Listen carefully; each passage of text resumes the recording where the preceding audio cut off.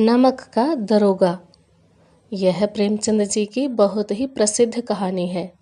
इस कहानी में उन्होंने दिखाया है कि नगर का एक बहुत ही अमीर व्यक्ति पंडित आलोपीदीन ईमानदार मुंशी वंशीधर को रिश्वत के दम पर खरीदने में असफल रहता है, तो वह वंशीधर को सरकारी नौकरी से अपने पैसे के दम पर निकलवा देता है। लेकिन आखिर में सत्य के आगे उसका भी सिर झुक जाता है। वे बहुत ऊंचे वेतन के साथ ईमानदार मुंशी वंशीधर को अपनी सारी जायदाद का स्थायी मैनेजर नियुक्त कर देते हैं। इस कहानी में लेखक ने हमारे देश के सभी महकमों में फैले हुए भ्रष्टाचार को उजागर किया है। यह धन के ऊपर धर्म की जीत की कहानी है।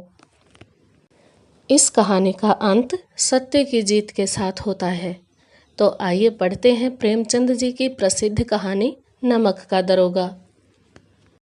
यह कहानी उस समय की है जब भारत अंग्रेजों के अधीन था। वैसे तो भारत में नमक से संबंधी कानून मुगल काल में ही बना दिए गए थे और कर भी लगा दिए गए थे, लेकिन अंग्रेजी सरकार ने अधिक फायदा कमाने के लिए उन कानूनों को और अधिक सख्त कर दिया और अधिक कर लगा दिए। देश में नमक बनाने पर भी प्रतिबंध लगा दिया गया ताकि बाहर से नमक को आयात किया जा सके और अधिक फायदा कमाया जा सके। इसी वजह से नमक के व्यापार के लिए अलग से विभाग भी बनाया गया। आपने इतिहास में पढ़ा भी होगा, इसी नमक के कानून को तोड़ने के लिए सन 1930 में महात्मा गांधी जी ने दांडी यात्रा की थी और नमक बनाया था। जब नमक का नया विभाग बना और ईश्वर प्रदत्त वस्तु, ईश्वर प्रदत्त यानी भगवान द्वारा दी गई, अर्थात वह चीज़ जिसे मनुष्य ने नहीं बनाया है, जो प्रकृति ने हमें दी है, उस वस्तु यानी नमक के व्यवहार का निषेध हो गया। यानी जब पाबंदी लग गई तो लोग चोरी छिपे इसका व्यापार करने लगे। अनेक प्रकार के छल प्रपंचों का सूत्रपात हुआ, यानी अनेक तरह से धोखाधड़ी की जाने लगी। कोई घूस से काम चलाता था। घूस यानी रिश्वत, मतलब कोई रिश्वत देकर अपना काम निकालता था, तो कोई चालाकी से। अधिकारियों के पो बारह थे। पो बारह एक मुहावरा है, यानी बहुत अधिक फायदा। तो जो अधिकारी थे नमक विभाग में, उनको बहुत अधिक फायदा हो रहा था। पटवारी गिरी का सर्व सम्मानित पद छोड़ छोड़कर लोग इस विभाग की बरकंदाजी करते थे। उस समय पटवारी का पद बहुत अधिक सम्मानित माना जाता था, लेकिन लोग उस पद को छोड़कर नमक विभाग में बरकंदाजी करना पसंद करते थे। बरकंदाजी यानी कि चौकीदारी, क्योंकि इस विभाग में फायदा अधिक था, अधिक रिश्वत मिलती थी। इसके दारोगा पद के लिए तो वकीलों का भी जी ललचाता था। यह वह समय था जब अंग्रेजी शिक्षा और ईसाई मत को लोग एक ही वस्तु समझते थे, यानी उन्हें अंग्रेजी शिक्षा और ईसाई मत में फ़र्क का नहीं पता था। फारसी का प्राबल्य था। प्राबल्य यानी जोर था।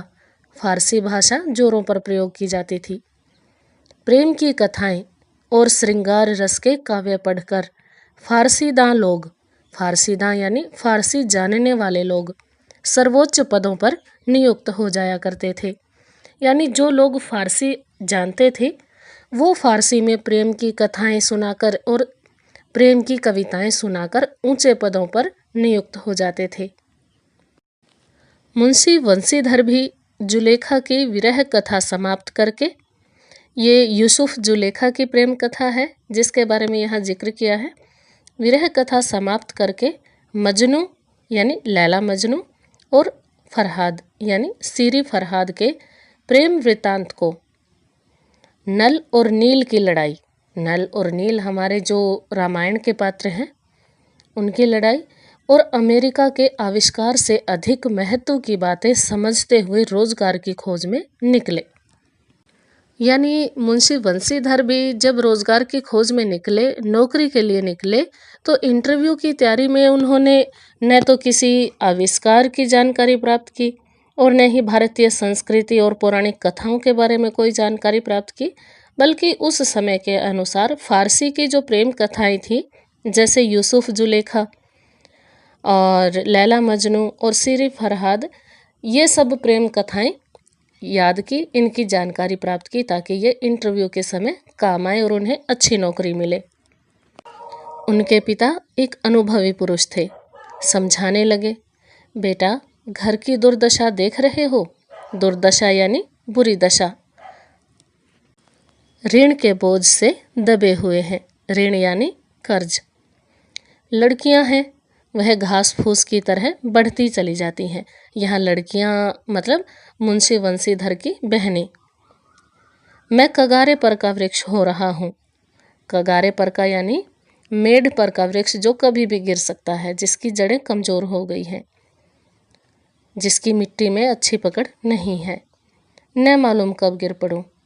अब तुम ही घर के मालिक मुख्तार हो, यानी तुम्हें ही अब अपना घर संभालना है। नौकरी में ओहदे की ओर ध्यान मत देना, यह तो पीर का मज़ार है। ओहदे की ओर यानी पद छोटा बड़ा कोई भी मिले, यह तो पीर की मज़ार है। निगाह चढ़ावे और चादर पर रखनी चाहिए, यानी तनख्वाह कितनी भी मिले उससे कोई फ़र्क नहीं पड़ता। ऊपर की आमदनी कितनी होती है, रिश्वत कितनी मिलती है, इस बात का ज़्यादा महत्व है। उसी पर ध्यान देना चाहिए और उसी के अनुसार नौकरी ढूंढना। ऐसा काम ढूंढना जहाँ कुछ ऊपरी आय हो। मासिक वेतन तो पूर्णमासी का चांद है, जो एक दिन दिखाई देता है और घटते घटते लुप्त हो जाता है। जिस प्रकार से चांद पूर्णमासी को पूरा होता है, उसी तरह महीने में पहले दिन जब तनख्वाह मिलती है तभी पूरी होती है। बाद में वो जैसे जैसे पूर्णमासी का चांद घटता है, उसी तरह हर रोज़ तनख्वाह भी घटती जाती है और जल्दी ही महीना पूरा होने से पहले ही ख़त्म हो जाती है। ऊपरी आय बहता हुआ स्रोत है, जिससे सदैव प्यास बुझती है। यानी ऊपरी आमदनी कभी समाप्त नहीं होती, उसके लिए कोई महीना, तिथि या दिन निर्धारित नहीं होता। वेतन मनुष्य देता है, इसी से उसमें वृद्धि नहीं होती। ऊपरी आमदनी ईश्वर देता है, इसी से उसमें बरकत होती है। यानी रिश्वत तो तभी मिलती है जब परमात्मा फ़ायदा पहुंचाना चाहता है। ऐसा सोचना था वंशीधर के पिताजी का। तुम स्वयं विद्वान हो, तुम्हें क्या समझाऊं। इस विषय में विवेक की बड़ी आवश्यकता है, यानी सूझबूझ से काम लेना। मनुष्य को देखो, उसकी आवश्यकता को देखो और अवसर को देखो। इसके उपरांत जो उचित समझो वो करो। यानी आदमी उसकी ज़रूरत और मौके को देखकर रिश्वत मांगो, उसके बाद जो ठीक लगे वो करो। गरज वाले आदमी के साथ कठोरता करने में ही लाभ है। यानी जिस आदमी को अपना काम निकलवाने की अधिक ज़रूरत है, उसके साथ कठोरता दिखाना, क्योंकि उसे हर हाल में अपना काम निकलवाना होगा और वो रिश्वत जितनी मांगोगे उतनी देगा। लेकिन बेगरज को दांव पर पाना जरा कठिन है। यानी जिस आदमी को अधिक गरज नहीं होगी, जिसका काम अधिक ज़रूरी नहीं होगा, वो रिश्वत देने में आनाकानी करेगा। इन बातों को निगाह में बांध लो। यह मेरी जन्म भर की कमाई है, यानी यही मेरा सारी उम्र का अनुभव है। इस उपदेश के बाद पिताजी ने आशीर्वाद दिया। वंशीधर आज्ञाकारी पुत्र थे। ये बातें ध्यान से सुनी और तब घर से चल खड़े हुए, लेकिन बोले कुछ नहीं, चुपचाप सुने और चल दिए। इस विस्तृत संसार में, यानी इस इतने बड़े संसार में, उनके लिए धैर्य अपना मित्र, यानी बहुत धैर्यवान थे, धीरज रखते थे। धैर्य ही उनका मित्र था। बुद्धि अपनी पथ प्रदर्शक, यानी वो सुनी सुनाई बातों पर विश्वास नहीं करते थे, अपनी बुद्धि से, अपनी समझ से काम लेते थे। और आत्मावलंबन ही अपना सहायक था, यानी वो खुद का ही सहारा देखते थे, किसी और का सहारा नहीं चाहते थे। लेकिन अच्छे शगुन से चले थे। जाते ही नमक विभाग के दारोगा पद पर प्रतिष्ठित हो गए। वेतन अच्छा और ऊपरी आय का तो ठिकाना ही न था। वृद्ध मुंशी जी को सुख संवाद मिला। सुख संवाद यानी खुशखबरी मिली तो फूले न समाये। महाजन कुछ नरम पड़े। महाजन यानी वो लोग जिनसे वंशीधर के पिताजी ने कर्ज लिया हुआ था, वो नरम पड़े, क्योंकि उनको लगा कि अब तो दारोगा जी से हमें बहुत बार काम निकलवाने पड़ेंगे, इसलिए उनसे कर्ज वापस नहीं मांगना चाहिए।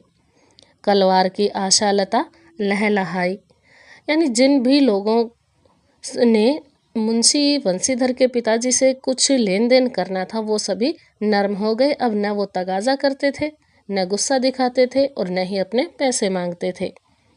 पड़ोसियों के हृदय में शूल उठने लगे। शूल यानी कांटा, यानी जब बंसीधर जी को अच्छी नौकरी मिली तो पड़ोसियों को ये बात सहन नहीं हुई और उन्हें बहुत बुरा लगा, बहुत दुख हुआ। वे अपने पड़ोसी की खुशी में खुश नहीं थे। जाड़े के दिन थे और रात का समय। नमक के सिपाही चौकीदार नशे में मस्त थे, यानी सब पी के सोए हुए थे। मुंशी बंसीधर को यहाँ आए अभी 6 महीने से अधिक न हुए थे, लेकिन इस थोड़े समय में ही उन्होंने अपनी कार्यकुशलता और उत्तम आचार से यानी व्यवहार से, अच्छे आचरण से अफसरों को मोहित कर लिया था, यानी सभी उसका विश्वास करने लगे थे। वो सबके चहेते बन गए थे।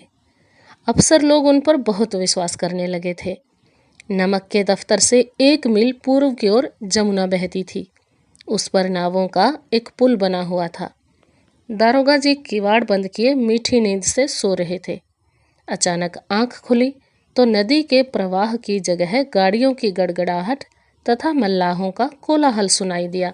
मल्लाह यानी नाव चलाने वाले, उनकी आवाज़ें सुनाई दी।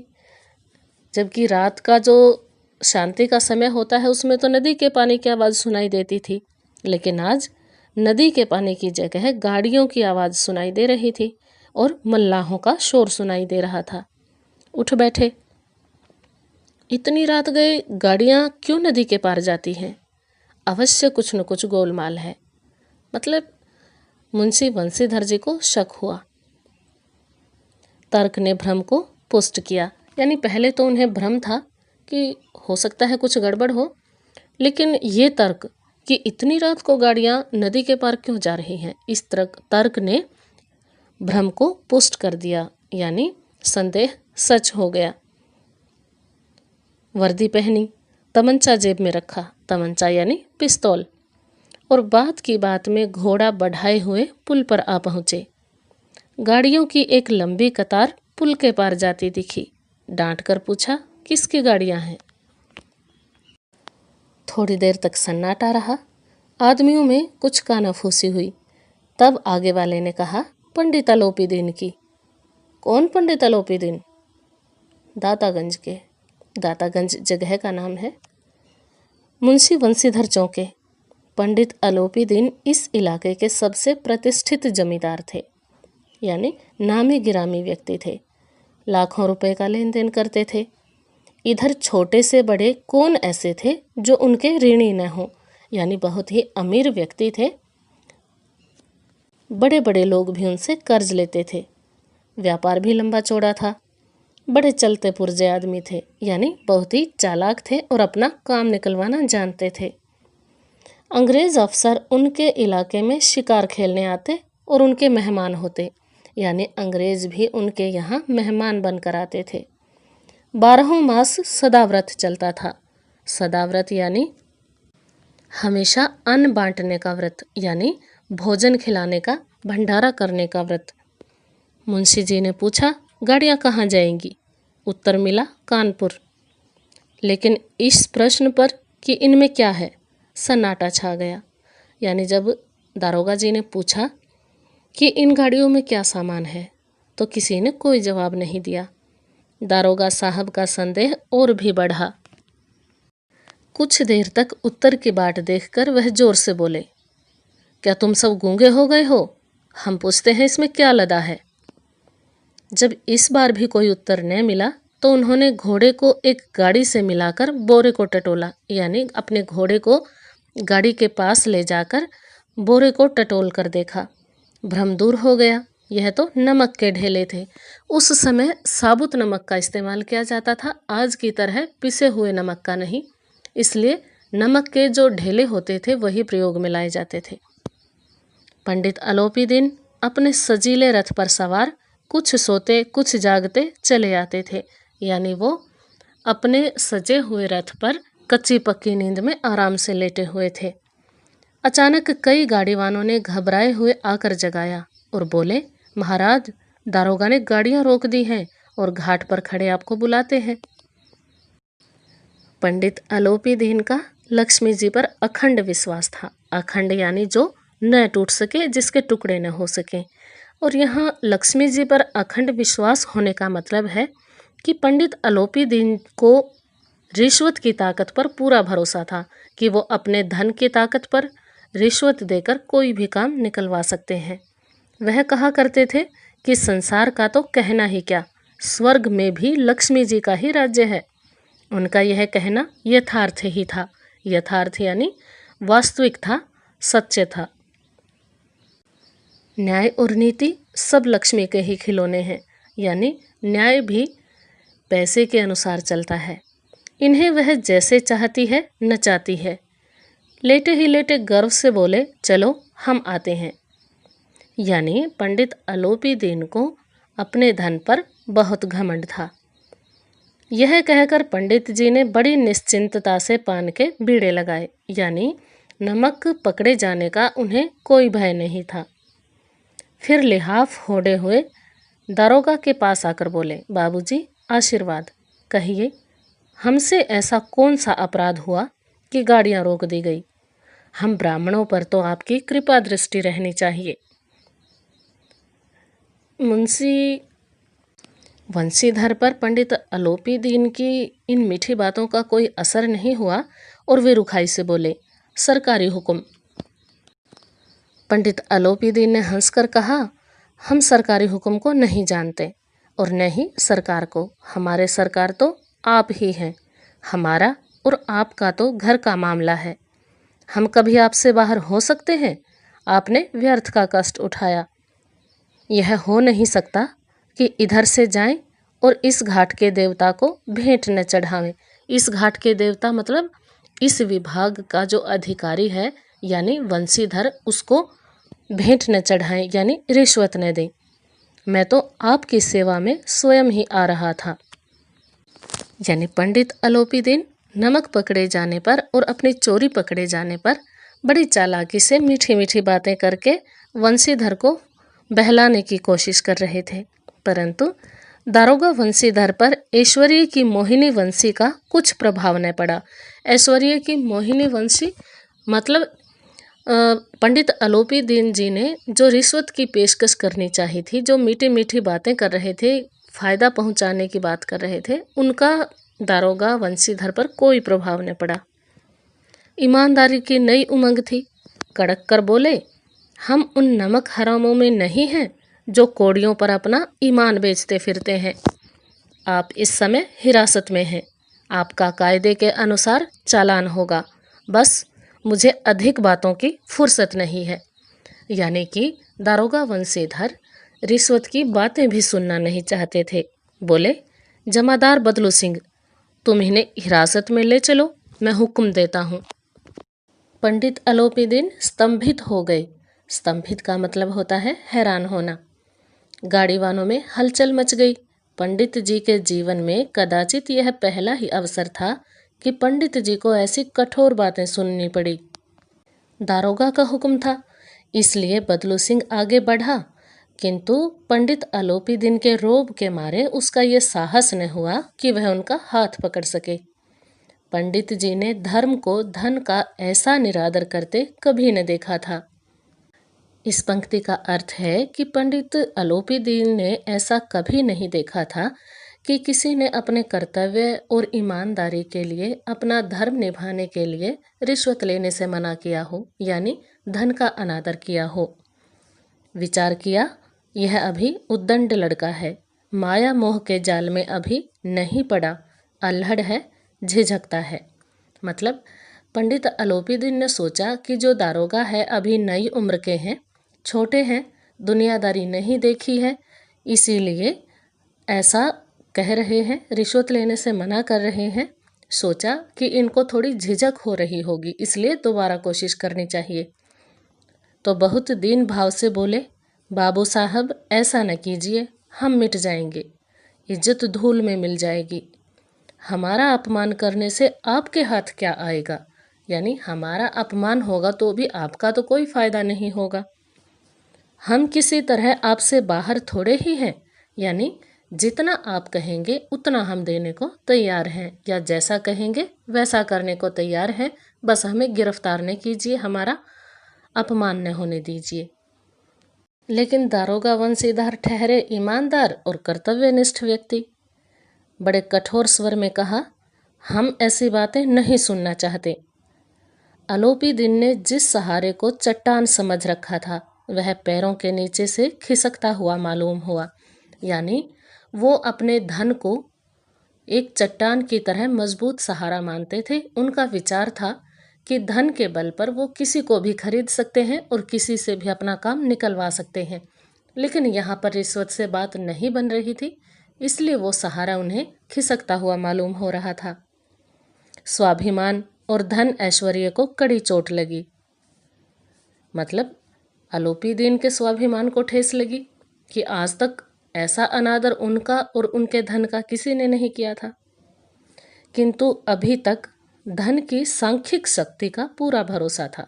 सांख्यिक शक्ति यानी रिश्वत की रकम को और अधिक बढ़ा दिया जाएगा तो उसका बल बढ़ जाएगा, यानी ज़्यादा पैसे देखकर किसी के भी मन में लालच आ सकता है, ऐसा मानना था पंडित आलोपी दीन का। अपने मुख्तार से बोले, लाला जी 1000 के नोट बाबू साहब को भेंट करो, आप इस समय भूखे सिंह हो रहे हैं। यानी अब रिश्वत की रकम उन्होंने 1000 तक पहुंचा दी। वंशीधर ने गर्म होकर कहा, 1000 नहीं 1,00,000 भी मुझे सच्चे मार्ग से नहीं हटा सकते। देखिए धन और धर्म में कितना जबरदस्त संग्राम छिड़ा हुआ था। आलोपी दीन थे कि अपने धन के बल पर सबको खरीद लेना चाहते थे, लेकिन वंशीधर अपने धर्म और अपनी कर्तव्य निष्ठा पर अटल थे, अड़े हुए थे। वे किसी भी प्रकार से लालच में नहीं आ रहे थे। धर्म की इस बुद्धिहीन दृढ़ता और देव दुर्लभ त्याग पर मन बहुत झुंझलाया। बुद्धिहीन दृढ़ता यानी बेवकूफ़ी, यानी वंशीधर जिस तरह से अपने धर्म पर, अपनी सच्चाई पर, अपनी ईमानदारी पर अटल थे, उसे आलोपी दीन मूर्खता कह रहे थे। और देव दुर्लभ त्याग यानी लालच तो देवताओं के मन में भी हो जाता है, लेकिन ये तो इंसान होते हुए भी इतने धन का त्याग कर रहे थे। यह देखकर आलोपी दीन का मन झुंझलाया। अब दोनों शक्तियों में संग्राम होने लगा। संग्राम लड़ाई झगड़ा नहीं, वाद विवाद, दोनों अपनी तरफ से पूरा जोर लगा रहे थे। आलोपी दीन अपने धन का जोर दिखा रहे थे, जबकि दारोगा वंशीधर अपने धर्म, अपनी ईमानदारी और अपने कर्तव्य पर डटे हुए थे। धन ने उछल उछल कर आक्रमण करने शुरू किए, यानी आलोपी दीन धन की संख्या बढ़ाते चले गए, रिश्वत की रकम को और अधिक बढ़ाते रहे। 1000 से 5000, 5000 से 10,000, 10 से 15 और 15 से 20,000 तक नौबत पहुंची। मतलब पंडित आलोपी दीन ने रिश्वत की रकम 1000 से 20,000 तक पहुंचा दी, किंतु धर्म अलौकिक वीरता के साथ इस बहुसंख्यक सेना के सम्मुख अकेला पर्वत की भांति अटल अविचलित खड़ा था। दारोगा वंशीधर का जो धर्म था अपने कर्तव्य के प्रति, ईमानदारी के प्रति, वो बड़ी वीरता के साथ इस बहुसंख्यक सेना के सामने, यानी रिश्वत की रकम की जो संख्या बढ़ा दी गई थी उसके सामने बिना किसी लालच के अकेले निडर अटल खड़े रहे। आलोपी दीन निराश होकर बोले, अब इससे अधिक मेरा साहस नहीं, आगे आपको अधिकार है, यानी इससे ज़्यादा रिश्वत मैं नहीं दे सकता, अब आपकी मर्जी, जो चाहे कीजिए। वंशीधर ने अपने जमादार को ललकारा। बदलू सिंह मन में दरोगा जी को गालियां देता हुआ पंडित आलोपी दीन की ओर बढ़ा, क्योंकि उनको पता था कि यदि मैं पंडित आलोपी दीन को गिरफ्तार करूंगा तो बाद में मुझे इसका खामियाजा भुगतना पड़ सकता है। पंडित आलोपी दीन क्रोधित होंगे तो बाद में मुझसे नाराज होकर पता नहीं क्या कर बैठेंगे। पंडित घबराकर 2-3 कदम पीछे हट गए। अत्यंत दीनता से बोले, बाबू साहब, ईश्वर के लिए मुझ पर दया कीजिए, मैं 25,000 पर निपटारा करने को तैयार हूँ। देखिए, पंडित अलोपीदीन, जिन्हें अपने धन पर इतना घमंड था, वो अब कितने कमज़ोर पड़ते जा रहे हैं, रिश्वत की रकम बढ़ाते जा रहे हैं। लेकिन दारोगा वंशीधर बोले, असंभव बात है। 30,000 पर किसी तरह भी संभव नहीं। क्या 40,000 पर भी नहीं? 40,000 नहीं, 40 लाख पर भी असंभव है। बदलू सिंह, इस आदमी को अभी हिरासत में ले लो। अब मैं एक शब्द भी नहीं सुनना चाहता। धर्म ने धन को पैरों तले कुचल डाला, यानी रिश्वत की एक नहीं चली। दारोगा वंशीधर ने जरा भी लालच नहीं किया, रिश्वत को ठुकराया और अपने धर्म पर अडिग रहकर अलोपीदीन को गिरफ्तार कर लिया। अलोपीदीन ने एक हृष्ट पुष्ट मनुष्य को हथकड़ियाँ लिए हुए अपनी तरफ आते देखा। जो जमादार बदलू सिंह था वो हट्टा कट्टा था, हृष्ट पुष्ट था। उसको जब हथकड़ियाँ लेकर अपनी तरफ आते देखा तो घबरा गई। चारों ओर निराश और कातर दृष्टि से, यानी कायर दृष्टि से देखने लगे। इसके बाद एकाएक मूर्छित होकर गिर पड़े, यानी वो इस अपमान का, अपनी इस बेइज्जती को सहन नहीं कर पाए और बेहोश हो गए। दुनिया सोती थी पर दुनिया की जीभ जागती थी। इस पंक्ति का मतलब है कि रात का समय था। वैसे तो सारी दुनिया सो रही थी, लेकिन फिर भी पंडित अलोपीदीन के गिरफ्तार होने की खबर हर जगह फैल गई थी। सवेरे देखिए तो बालक वृद्ध सबके मुंह से यही बात सुनाई देती थी। जिसे देखिए वही पंडित जी के इस व्यवहार पर टीका टिप्पणी कर रहा था। निंदा की बौछारें हो रही थी। मानो संसार से अब पापी का पाप कट गया। मतलब सभी इसी तरह से पंडित जी की बुराई कर रहे थे, इसी तरह से बातें कर रहे थे, मानो संसार में केवल यही एक पापी थे और इनके गिरफ्तार हो जाने से सारा पाप खत्म हो गया हो। पानी को दूध के नाम से बेचने वाला ग्वाला, कल्पित रोज नामचे भरने वाले अधिकारी वर्ग। कल्पित रोज नामचे भरने वाले का मतलब है हर रोज नकली या मनमाने ढंग से कागज तैयार करके डाटा भरने वाले, आंकड़े भरने वाले अधिकारी। रेल में बिना टिकट सफ़र करने वाले बाबू लोग, यानी जो लोग खुद कभी किराया नहीं देते थे, खुद टिकट नहीं लेते थे, फ्री में सफ़र करते थे, वे सब लोग। और जाली दस्तावेज बनाने वाले सेठ और साहूकार, यह सब के सब देवताओं की भांति गर्दनें चला रहे थे। यानी जो लोग खुद गलत काम करते थे, खुद पाप करते थे, वो भी पंडित अलोपीदीन की निंदा करके ऐसी दिखाने की कोशिश कर रहे थे मानो खुद वो देवता हों और कभी कुछ गलत काम ना करते हों। जब दूसरे दिन पंडित अलोपीदीन अभियुक्त होकर, यानी दोषी होकर, हथकड़ियों में बंधकर कांस्टेबलों के साथ, हाथों में हथकड़ियाँ, हृदय में गलानी और क्षोभ भरे, यानी क्रोध से भरे, लज्जा से गर्दन झुकाए अदालत की तरफ चले तो सारे शहर में हलचल मच गई। मेलों में कदाचित आंखें इतनी व्यग्र न होती होंगी। व्यग्र यानी बेचैन। भीड़ के मारे छत और दीवार में कोई भेद न रहा। यहाँ लेखक प्रेमचंद जी के कहने का मतलब यह है कि मेले में भी इतनी भीड़ नहीं होती होगी जितनी भीड़ यहाँ पर गिरफ्तार हुए पंडित अलोपीदीन को देखने के लिए लग गई थी। सब यही देखना चाहते थे कि इतने बड़े, इतने अमीर आदमी गिरफ्तार कैसे हो गए। छतें और दीवारें लोगों से लदी हुई थी, कहीं भी कोई खाली जगह नहीं थी। किंतु अदालत में पहुंचने की देर थी। पंडित अलोपीदीन इस अगाध वन के सिंह थे, यानी अदालत में उनका नाम चलता था, उनकी खूब जान पहचान थी और सभी उनके लिए काम करते थे। जैसे जंगल में शेर की चलती है, वैसे ही यहाँ अदालत में उनकी चलती थी। क्योंकि वो जब भी गलत काम करते थे तो अदालत में पैसे देकर वो बच निकलते थे। अधिकारी वर्ग उनके भक्त, अमले उनके सेवक, वकील मुख्तार उनके आज्ञापालक और अर्दली, चपरासी तथा चौकीदार तो उनके बिना माल के गुलाम थे, यानी सब के सब उनके आज्ञाकारी थे। उन्हें देखते ही लोग चारों तरफ से दौड़े। सभी लोग विस्मित हो रहे थे, हैरान हो रहे थे। इसलिए नहीं कि अलोपी दीन ने क्यों यह कर्म किया, क्योंकि ऐसे काम तो वो करते रहते थे, बल्कि वो इसलिए हैरान थे कि वह कानून के पंजे में कैसे आए, क्योंकि वो तो बहुत ही चालाक व्यक्ति थे। खुद को बचाना और लोगों से अपना काम निकलवाना वो अच्छी तरह जानते थे, तो वो अब की बार कैसे फंस गए। ऐसा मनुष्य जिसके पास असाध्य साधन करने वाला धन, असाध्य यानी जो काम न हो सके उसको भी करने वाला धन, और अनन्य वाचालता हो।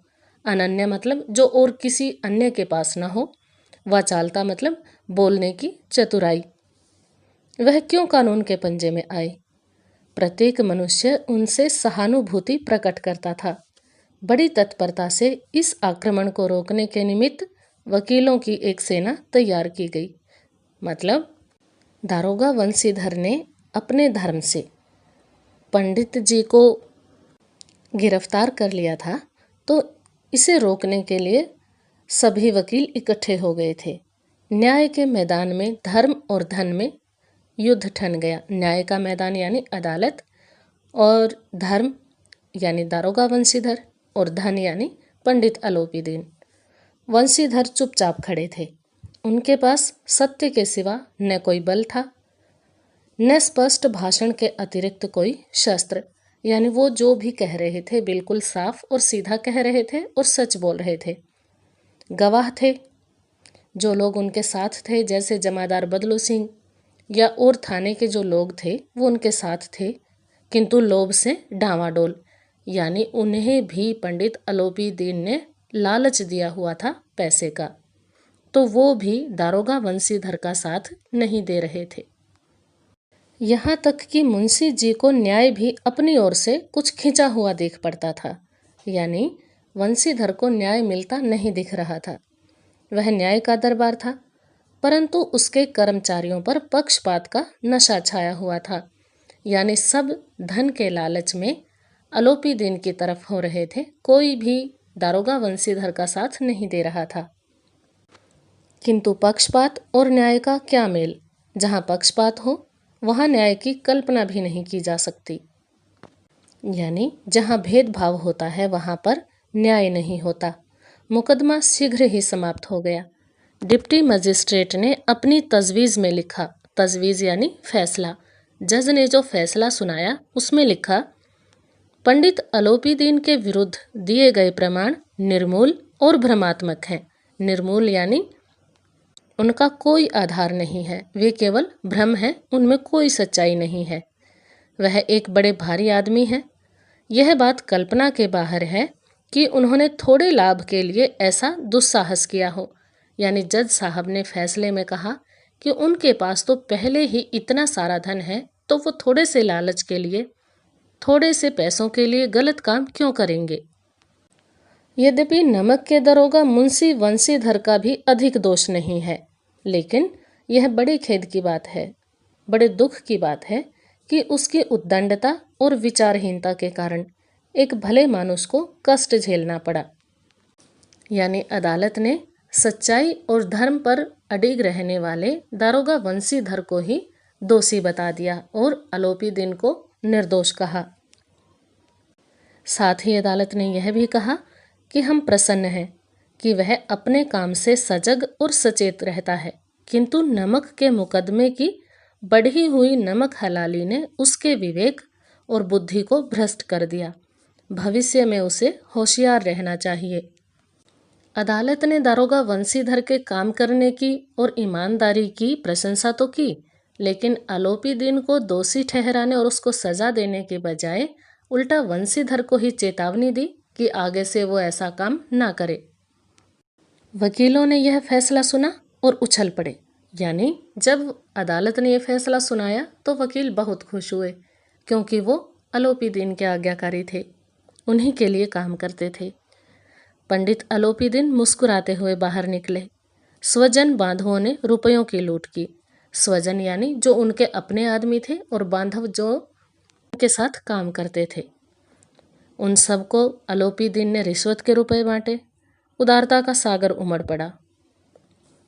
उसकी लहरों ने अदालत की नींव तक हिला दी। यानी इतनी रिश्वत बांटी गई, इतना भ्रष्टाचार अदालत में किया गया कि वहां न्याय नाम की कोई चीज ही नहीं रह गई थी। जब वंशीधर बाहर निकले तो चारों ओर से उनके ऊपर व्यंग्य बाणों की वर्षा होने लगी। यानी सभी लोग उन्हें ताने देने लगे कि उन्होंने आलोपी दीन को गिरफ्तार करने की हिम्मत कैसे की। यानी वो अपने आप को पता नहीं क्या समझते हैं। इस तरह की बातें उन्हें सुनने को मिली। चपरासियों ने झुक झुक कर सलाम तो किए, किंतु इस समय एक एक कटु वाक्य, एक एक संकेत उनकी गर्वाग्नि को प्रज्वलित कर रहा था। यानी चपरासी लोग झुककर दारोगा को सलाम तो कर रहे थे, लेकिन नीचे ही नीचे मुस्कुरा भी रहे थे कि कैसा मूर्ख आदमी है, कितना गलत काम किया। इससे दारोगा वंशीधर को बहुत दुख हुआ। कदाचित इस मुकदमे में सफल होकर वह इस तरह अकड़ते हुए न चलते। यानी यदि वो इस मुकदमे में जीत जाते तो वो बिल्कुल भी घमंड न करते, बिल्कुल भी न अकड़ते, जितना उन्हें इस समय अपमान सहना पड़ रहा था और दुखी होना पड़ रहा था। आज उन्हें संसार का एक खेदजनक विचित्र अनुभव हुआ, यानी दुख देने वाला अनुभव हुआ। न्याय और विद्वता, यानी जो अदालत में जज वगैरह थे, लंबी चौड़ी उपाधियां, ये सब भी तो रिश्वत के लोभ में गलत काम कर रहे थे। बड़ी बड़ी दाढ़ियां और ढीले चोंगे, यानी जो वकील थे वो सब लोग एक भी सच्चे आदर के पात्र नहीं हैं। यानी इनमें से किसी ने भी न्याय का साथ नहीं दिया, जबकि वो लोग अदालत में न्याय के लिए ही काम करते हैं और इसी बात की तनख्वाह लेते हैं। वंशीधर ने धन से बैर मोल लिया था, यानी आलोपी दिन से बैर मोल लिया था। उसका मूल्य चुकाना अनिवार्य था। अब दारोगा को इसकी सजा तो मिलनी ही थी। चाहे अदालत ने उन्हें छोड़ दिया था, लेकिन पंडित आलोपी दीन उन्हें इस तरह छोड़ने वाले थोड़ी थे। कठिनता से 1 सप्ताह बीता होगा कि मुअत्तली का परवाना आ पहुंचा। परवाना यानी संदेशा, मुअत्तली यानी नौकरी से हटाए जाने का संदेशा आ पहुंचा। कार्यपरायणता का दंड मिला। कार्यपरायणता यानी कर्तव्य निष्ठा, अपने काम को ईमानदारी से करने की ये सजा दारोगा वंशीधर को मिली कि उन्हें नौकरी से हटा दिया गया। बेचारे भग्न हृदय यानी टूटा हुआ दिल लेकर शोक और खेद से व्यथित घर को चले, बहुत दुखी होकर गए। बूढ़े मुंशी जी तो पहले ही से कुड़बुड़ा रहे थे कि चलते चलते इस लड़के को समझाया था, लेकिन इसने एक न सुनी।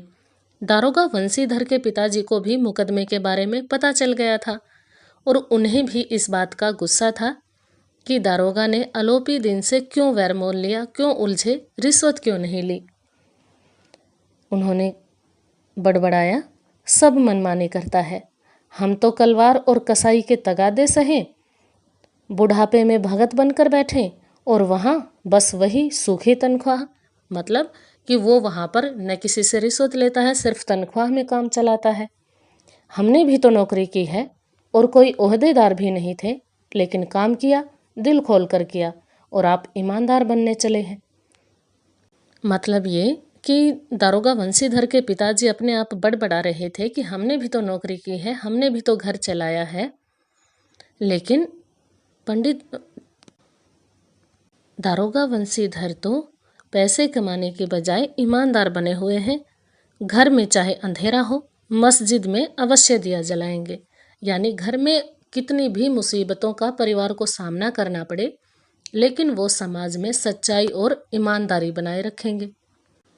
इस तरह बूढ़े मुंशी जी भी अपने बेटे वंशीधर को ताने सुना रहे थे। खेद है ऐसी समझ पर, पढ़ना लिखना सब अकारथ गया। यानी जितना भी मैंने उसे पढ़ाया, लिखाया, समझाया, सब बेकार हो गया, उसने एक न मानी। इसके थोड़े ही दिनों बाद जब मुंशी वंशीधर इस दुरावस्था में घर पहुँचे, यानी बुरी हालत में घर पहुँचे, और बूढ़े पिताजी ने उनके नौकरी से हटाए जाने का समाचार सुना तो सिर पीट लिया। बोले, जी चाहता है कि तुम्हारा और अपना सिर फोड़ लो। बहुत देर तक पछता पछता कर हाथ मलते रहे। दफ्तर और अदालत तो दूर की बात है, घर में भी दारोगा वंशीधर की ईमानदारी, सच्चाई और धर्म को किसी ने नहीं सराहा, बल्कि सब उन्हें उलाहने देने लगे। उनका साथ यहाँ भी किसी ने नहीं दिया। क्रोध में कुछ कठोर बातें भी कहीं, और यदि वंशीधर वहां से टल न जाते तो अवश्य ही यह क्रोध विकट रूप धारण करता। वृद्धा माता को भी दुख हुआ।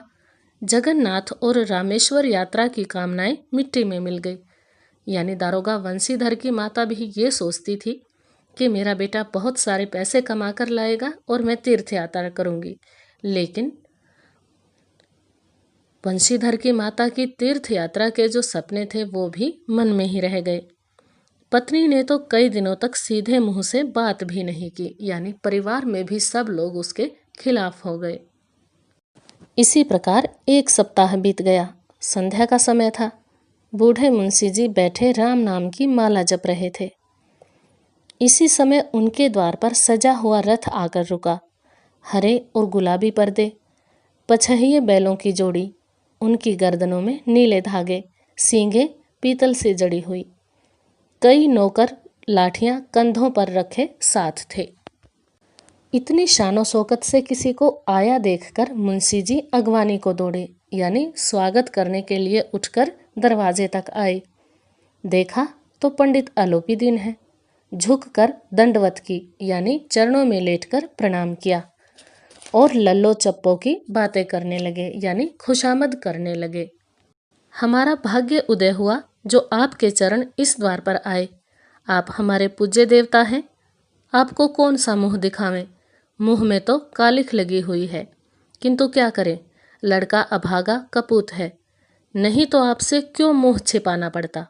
ईश्वर निसंतान चाहे रखे, पर ऐसी संतान न दे। यहाँ पर दारोगा वंशीधर के पिता अपने ही बेटे को कोसते हुए, उसी की बुराइयां करते हुए आलोपी दीन की खुशामद करने लगे। लेकिन आलोपी दीन ने कहा, नहीं भाई साहब, ऐसा न कहिए। मुंशी जी ने चकित होकर कहा, ऐसे संतान को और क्या कहूँ। आलोपी दीन ने वात्सल्यपूर्ण स्वर में कहा, यानी ममता से भरकर कहा, कुल तिलक, यानी कुल का मान बढ़ाने वाला और पुरुषों की कीर्ति उज्जवल करने वाले इस संसार में ऐसे कितने धर्मपरायण मनुष्य हैं जो धर्म पर अपना सब कुछ अर्पण कर सकें। यानी धर्म के लिए सब कुछ त्यागने वाले तुम्हारे बेटे जैसे लोग इस संसार में बहुत कम हैं। पंडित आलोपी दीन ने वंशीधर से कहा, दारोगा जी, इसे खुशामद न समझिए, यानी चापलूसी न समझिए। खुशामद करने के लिए मुझे इतना कष्ट उठाने की जरूरत न थी। यानी मैं यहाँ क्यों आता यदि मुझे खुशामद ही करनी होती। उस रात को आपने अपने अधिकार बल से मुझे अपनी हिरासत में लिया था। यानी आपने अपने पद की ताकत से मुझे गिरफ्तार किया था, किंतु आज मैं स्वेच्छा से, अपनी इच्छा से आपकी हिरासत में हूँ, यानी अपनी इच्छा से आपके पास आया हूँ। मैंने हजारों रईस और अमीर देखे, हजारों उच्च पदाधिकारियों से काम पड़ा, किंतु मुझे परास्त किया तो आपने। यानी चाहे कितने भी बड़ा पद का अधिकारी होता, कितना भी बड़ा अमीर होता, रिश्वत के सामने सब डोल जाते थे। लेकिन एक आप ऐसे मनुष्य निकले जिन्होंने अपने धर्म से, अपनी सच्चाई से मुझे हरा दिया। मैंने सबको अपना और अपने धन का गुलाम बनाकर छोड़ दिया, लेकिन आप मेरे गुलाम नहीं बने। मुझे आज्ञा दीजिए कि आपसे कुछ विनय करूं, यानी कि मैं आपसे कुछ कहना चाहता हूं। वंशीधर ने आलोपी दीन को आते देखा तो उठकर सत्कार किया, किंतु स्वाभिमान सहित, यानी वो अभी भी उसके सामने नहीं झुके थे। लेकिन उनका सत्कार इसलिए किया क्योंकि वो उसके घर आए थे, अतिथि थे उनके, इसलिए समझ गए कि यह महाशय मुझे लज्जित करने और जलाने आए हैं। क्षमा प्रार्थना कर चेष्टा नहीं की। यानी यहाँ पर भी दारोगा वंशीधर ने पंडित आलोपी दीन से कोई माफ़ी नहीं मांगी, माफ़ी मांगने की कोशिश भी नहीं की, वरन यानी बल्कि उन्हें अपने पिता की यह ठकुर सुहाती की बात असह्य सी प्रतीत हुई।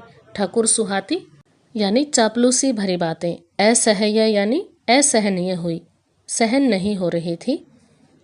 पर पंडित जी की बातें सुनी तो मन की मैल मिट गई। पंडित जी की ओर उड़ती हुई दृष्टि से देखा, यानी दूर से थोड़ी सी नजर डाली। सद्भाव झलक रहा था, यानी अब उनके चेहरे पर कोई भी बेईमानी या कुटिलता नजर नहीं आ रही थी। गर्व ने अब लज्जा के सामने सिर झुका दिया। शर्माते हुए बोले, यह आपकी उदारता है जो ऐसा कहते हैं। मुझसे जो कुछ अविनय हुई है उसे क्षमा कीजिए, यानी मैंने आपका जो कहना नहीं माना उसके लिए मुझे क्षमा कीजिए। मैं धर्म की बेड़ी में जकड़ा हुआ था, नहीं तो वैसे मैं आपका दास हूँ। जो आज्ञा होगी वह मेरे सिर माथे पर। यहाँ लेखक हमें बताना चाहते हैं कि दारोगा वंशीधर चाहे अभिमानी व्यक्ति हैं, उन्हें अपने पर अभिमान है, लेकिन वो स्वभाव से बहुत ही नरम है। वो अपने कर्तव्य के लिए, धर्म के लिए अडिग हैं, लेकिन सबका सम्मान भी करते हैं। इसीलिए वो आलोपी दीन से कहते हैं कि मैं अपने कर्तव्य से बंधा हुआ था, लेकिन अब मैं ड्यूटी पर नहीं हूँ, इसलिए मैं आपकी आज्ञा मानने को तैयार हूँ। जो भी आप कहेंगे वो मैं करूँगा। आलोपी दीन ने विनीत भाव से कहा, यानी बड़ी नरमाई से कहा, नदी तट पर आपने मेरी प्रार्थना नहीं स्वीकार की थी, यानी रिश्वत नहीं ली थी, लेकिन आज स्वीकार करनी पड़ेगी। वंशीधर बोले, मैं किस योग्य हूँ, किंतु जो कुछ सेवा मुझसे हो सकती है उसमें त्रुटि न होगी, यानी मेरी तरफ से कोई गलती न होगी। आलोपी दीन ने एक स्टाम्प लगा हुआ पत्र निकाला, यानी मोहर लगा हुआ कागज निकाला और उसे वंशीधर के सामने रखकर बोले, इस पद को स्वीकार कीजिए और अपने हस्ताक्षर कर दीजिए। मैं ब्राह्मण हूँ, जब तक यह सवाल पूरा न कीजिएगा द्वार से न हटूंगा, यानी अब तुम्हें मेरी बात माननी होगी, वरना मैं यहीं बैठ जाऊंगा, यहाँ से नहीं जाऊंगा। मुंशी वंशीधर ने उस कागज को पढ़ा तो कृतज्ञता से आंखों में आंसू भर आए। कृतज्ञता से यानी एहसान से। पंडित आलोपी दीन ने उनको अपनी सारी जायदाद का स्थायी मैनेजर नियत किया था, यानी अपनी पूरी जायदाद का परमानेंट मैनेजर बना दिया था। 6,000 वार्षिक वेतन के अतिरिक्त रोजाना का खर्च अलग, सवारी के लिए घोड़े, रहने को बंगला, नौकर चाकर सब मुफ्त में। कंपित स्वर में बोले, पंडित जी, मुझ में इतनी सामर्थ्य नहीं है कि आपकी उदारता की प्रशंसा कर सकूं, किंतु मैं ऐसे उच्च पद के योग्य नहीं हूं।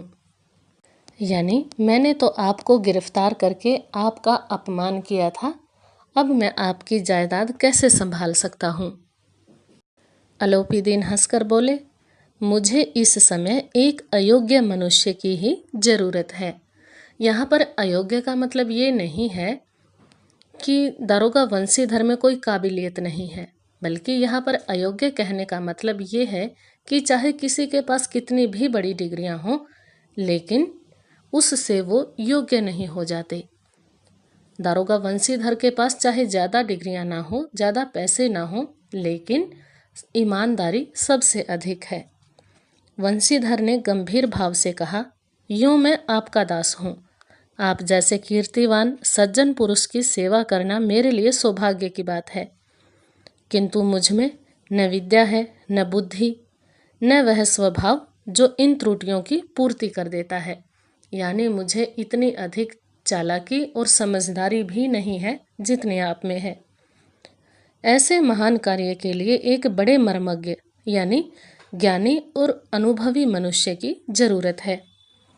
आलोपी दीन ने कलमदान से कलम निकाली और उसे वंशीधर के हाथ में देकर बोले, न मुझे विद्वता की चाह है, न अनुभव की, यानी अधिक डिग्रियों की, अधिक ज्ञान की जरूरत नहीं है, और न ही ज़्यादा अनुभव की, न मर्मज्ञता की, यानी ज्ञान की भी जरूरत नहीं है, और न ही कार्यकुशलता की कि तुम्हें काम नहीं आता है तो भी मुझे कोई फर्क नहीं पड़ता।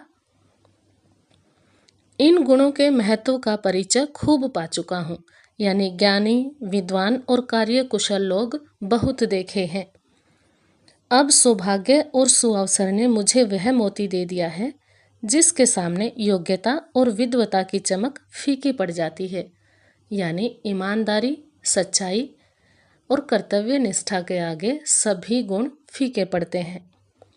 यह कलम लीजिए, अधिक सोच विचार न कीजिए, दस्तखत कर दीजिए, यानी इस कागज़ पर, इस ज्वाइनिंग लेटर पर साइन कीजिए और मेरे मैनेजर बन जाइए। परमात्मा से यही प्रार्थना है कि वह आपको सदैव वही नदी के किनारे वाला बेमुरव्वत, उद्दंड, कठोर परंतु धर्मनिष्ठ दरोगा बनाए रखे। यानी जितने ईमानदार और कर्तव्यनिष्ठ आप नदी के किनारे मुझे गिरफ्तार करते हुए थे, हमेशा उतने ही ईमानदार, सच्चे और कर्तव्यनिष्ठ बने रहें। वंशीधर की आंखें डबडबा आई। हृदय के संकुचित पात्र में इतना एहसान न समा सका। संकुचित पात्र यानी छोटा सा पात्र, छोटे से दिल में, छोटे से हृदय में इतना एहसान नहीं समा पाया। एक बार फिर पंडित जी की ओर भक्ति और श्रद्धा की दृष्टि से देखा और कांपते हुए हाथ से मैनेजरी के कागज पर हस्ताक्षर कर दिए। आलोपी दीन ने प्रफुल्लित होकर, खुश होकर उन्हें गले लगा लिया। इस प्रकार हम देखते हैं कि इतने संघर्षों के बाद, इतनी मुश्किलें झेलने के बाद भी दारोगा वंशीधर ने हार नहीं मानी, अपने कर्तव्य और ईमानदारी से पीछे नहीं हटे और उनके इसी गुण के कारण पंडित आलोपी दीन जैसे इतने अमीर, इतने भ्रष्टाचारी व्यक्ति भी उनके सामने झुक गए और अंत में सत्य और ईमानदारी की जीत हुई।